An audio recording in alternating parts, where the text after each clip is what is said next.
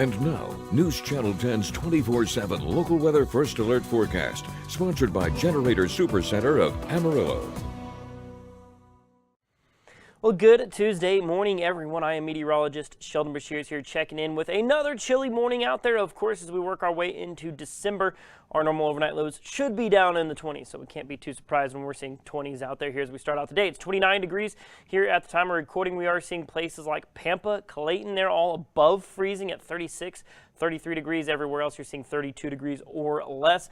With light winds out there, still yielding a little bit of wind chills. It feels like it's down in the low 20s out there as you head out the door. So, of course, make sure you got that jacket ready to go. But here's the thing. We're really not seeing that much going on in the forecast. And as a matter of fact, going into this afternoon, probably not going to need that, really going to be needing that jacket out there because it's going to be warmer.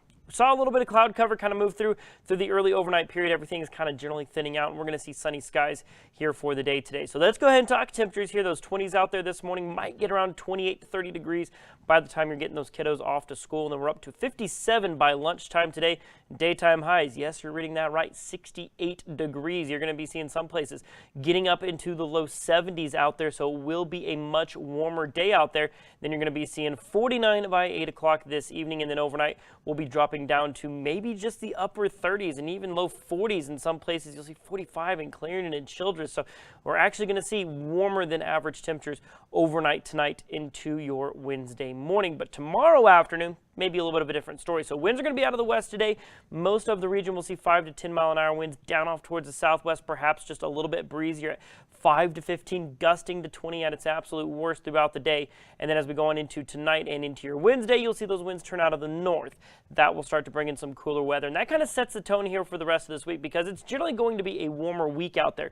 Most days will be above average, but we're going to see a few cold fronts that push through that generally just keep those temperatures in check because we are going to be pushing 70 today. We probably will be on Thursday as well, but basically in between, we'll see little cold fronts that put us back down a little bit closer to normal. So there's that 68 today. You'll see 70s around a lot of the area. You're going to see 57 though for your Wednesday. Slightly cooler air pushes in, but then we push it right back out going into Thursday. That takes us up to about 71 degrees, but then another cold front going into your Friday puts us back down into the upper 50s. And basically just rinse and repeat at least through the rest of this week and on into the upcoming weekend. And that's on our 7-day supercast. Unfortunately, no rain chances really to be seen or snow for the time being. You're going to see those 60s, 50s, 70s, 50s, so on and so forth. Here as we go throughout the rest of this week, you'll see overnight lows above freezing until Friday night into Saturday. And then we do see a stronger cold front possibly come in there on Sunday. That'll drop us down to 50 for a high.